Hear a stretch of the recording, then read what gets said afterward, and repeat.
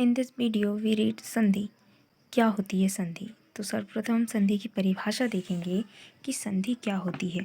संधि जब दो ध्वनियाँ आपस में मिल जाती हैं तब वहाँ पर संधि होती है।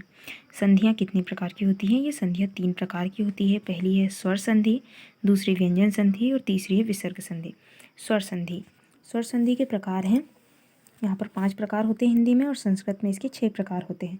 स्वर संधि, स्वर संधि दो निकटतम स्वरों के मेल से जो परिवर्तन होता है उसे स्वर संधि कहते हैं। इसके 5 भेद हैं: दीर्घ स्वर संधि, गुण स्वर संधि, वृद्धि स्वर संधि, यण संधि और अयादि संधि।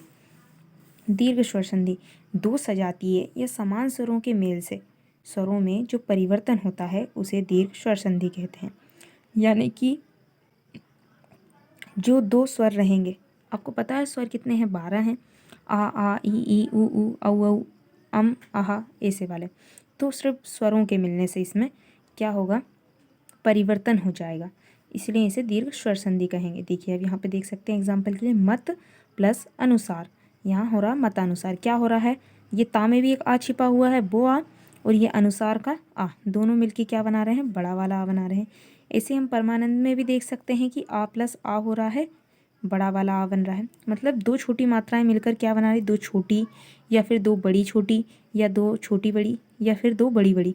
इस प्रकार के जो स्वर हैं वो मिल जाते हैं और उससे एक बड़ा स्वर का निर्माण होता है। इसमें होती है दीर्घ स्वर संधि। अगली संधि है हमारी गुण स्वर संधि। तो गुण स्वर संधि यदि आ या आ के बाद में ई या उ अथवा ऋ आए तो दोनों मिलकर क्रमशः ए, यानी कि अगर आ के साथ में ई मिलेगा तो वो ए का निर्माण करेगा, आ के साथ यदि उ मिलता है तो वो ओ का निर्माण करेगा, और यदि आ से ऋण मिलता है, ऋषि के ऋण मिलता है तो वो अर का निर्माण करेगा। तो इस प्रकार से हो जाता है। अब देखिए यदि हम देवेंद्र में देखें तो देव में आ प्लस ई, हमने पढ़ा है कि आ प्लस ई क्या हो जाएगा? ए हो जाएगा, तो यहाँ पे ए बन रहा है, तो हो जाता है देवेंद्र। ऐसे ही महाधन उदय, तो उ प्लस आ क्या हो जाएगा? ओ, महोदय। इसी प्रकार से महर्षि आर हो जाएगा तो महर्षि बन जाएगा, महाधन ऋषि महर्षि होता है। अगली है हमारी वृद्धि संधि।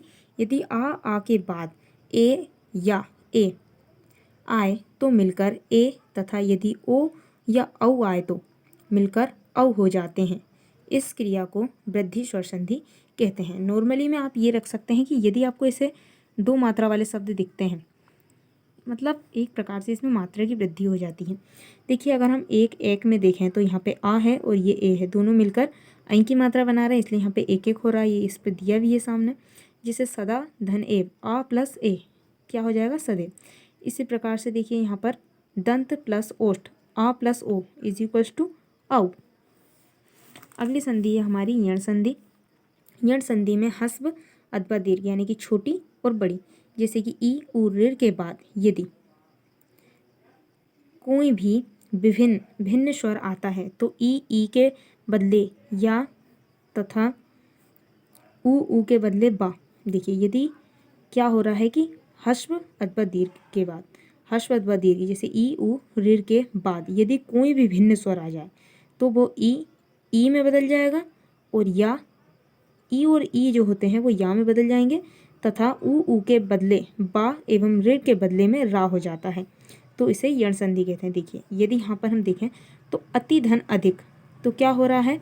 ई धन आ या में चेंज हो रहा है। इसी प्रकार से यदि इति धन आदि देखें तो इत्यादि ये क्या हो रहा है? या में चेंज हो रहा है, ई प्लस आ। प्रतिधन एक, प्रत्येक, यहाँ पर भी ये या में चेंज हो रहा है। उसके बाद में सुधन अक्ष, तो इसमें क्या? बा में चेंज हो रहा है, उ प्लस आ, बा में चेंज हो रहा है। अगली है पितृधन अनुमति, तो पित्रानुमति, तो इसमें क्या? रा में चेंज हो रहा है, ऋ प्लस आ, रा में चेंज हो रहा है। अगला हम देखते हैं अयादि संधि।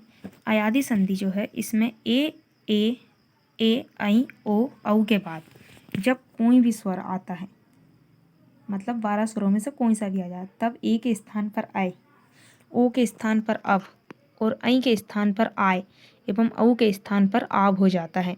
इसे ही अयादि स्वर संधि कहते हैं। जैसे देखिए न धन अन, ए के बाद क्या आया है? आ आया है, तो इसका अय हो जाएगा नयन। गायक में भी वही है, पौधन अन पावन, भोधन, इक, उक, भावुक। इसके बाद है व्यंजन संधि। तो व्यंजन संधि में क्या होता है कि व्यंजन वर्ण के बाद, यानी कि किसी भी, जैसे का से लेकर तो ज्ञा तक कोई भी वर्ण हो, तो व्यंजन वर्ण के बाद स्वर या व्यंजन आने से, यानी कि या तो उसमें से आ ई कुछ भी आ सकते हैं, वो 12 जो हैं वो, अथवा वर्ण आ सकते हैं। व्यंजन में आने से व्यंजन में जो परिवर्तन होता है उसे व्यंजन संधि कहते हैं। यानी व्यंजन में परिवर्तन अर्थात व्यंजन संधि। व्यंजन संधि के भी प्रमुख 7 नियम हैं। इन नियमों के भी कुछ उपनियम हैं। देखिए, यदि हम व्यंजन संधि के प्रमुख नियम देखें तो पहला है कि वर्ग के प्रथम वर्ण का तृतीय वर्ण में परिवर्तन, और वर्ग के प्रथम वर्ण का पंचम वर्ण में परिवर्तन हो जाता है। जैसे देखिए, अगर ता वर्ण को हम देखें, ता वर्ण से संबंधित 6 नियम हैं, और छ वर्ण से संबंधी नियम है, माँ संबंधी नियम है, इसमें 3 उपनियम है, और सा का सा में परिवर्तन, और ना का रा में परिवर्तन, अर्थात पंचम अक्षर में। वर्ग के प्रथम वर्ग का तृतीय में भी हो जाता है, और वर्ग के प्रथम का पंचम में भी हो जाता है। ये परिस्थिति के अनुसार होता है। आपको पंचम अक्षर तो पता ही होंगे, जैसे क, ख, ग, घ और इंगा। तो इंगा क्या हो गया? पंचम वर्ण, और जो अपना का था वो प्रथम वर्ण है। इसके बाद में देखिए, हम व्यंजन संधि के उदाहरण देखें तो पहला जो नियम है, नियम क्रमांक 1 के अनुसार दिक् धन गज। तो का क्या हो गया? गा में चेंज हो गया। इसमें क्या हो रहा है? प्रथम वर्ण, यानी कि का कौन सा है? प्रथम वर्ण है, उसका गा यानी क ख ग तृतीय में चेंज हो रहा है। तो क्या हो गया हमारे पास? दिग्गज। इसी प्रकार से यदि हम दिक् धन अंबर में देखें तो का परिवर्तन देखिए, उसमें क्या बोल रहे हैं कि किसी भी व्यंजन के बाद में या तो कोई व्यंजन आ जाए अथवा कोई स्वर आ जाए। यहाँ पे देखिए, यहाँ पे स्वर आ रहा है, तो क धन आ क्या हो जाएगा? यहाँ पे ग। पंचम में प्रथम का पंच में तृतीय वर्ण में परिवर्तन, देखिए दिगंबर हो गया अपने पास। ऐसे बाक धन मय, तो बा गम में है ना, बाडे में। तो देखिए, का किस में हो रहा है परिवर्तन? डा में, अर्थात पंचम में हो रहा है। ऐसे देखिए, अगर हम देखें सत धन मति, तो सत ता का जो पंचम अक्षर होता है वो ना होता है, त थ द ध और ना, तो ये ना में चेंज हो गया, सतमति का हो गया सन्मति। इसी प्रकार से हम देखते हैं सत धन जन, तो सज्जन। सज्जन में भी क्या हो रहा है? त थ ध, इसका हो रहा है जा में परिवर्तन। इसी प्रकार से उल्लेख में भी हो रहा है, अनुच्छेद में भी ना का पंचम अक्षर हो रहा है, च, प्रमाण, विस्मरण, संध्या, परिणाम इत्यादि में इसी प्रकार के नियम का पालन हो रहा है। हमारी अंतिम संधि है विसर्ग संधि। तो विसर्ग इस चिन्ह से पहचाना जाता है, यानी कि 2 बिंदु जो अनुपात के रूप में पढ़ते हैं गणित में हम, इसमें विसर्ग संधि को पहचाना जाता है। यह संधि विशेष शब्दों में प्रयोग होता है। विसर्ग युक्त शब्दों को समझने में यह अति आवश्यक है। परिभाषा इसकी है कि विसर्ग के पश्चात किसी स्वर या व्यंजन के आने पर विसर्ग में जो परिवर्तन होता है उसे विसर्ग संधि कहते हैं। देखिए, यदि यहाँ पर आया उदाहरण के लिए मनः धन विनोद, तो हो जाता है वो ओ, मनोविनोद।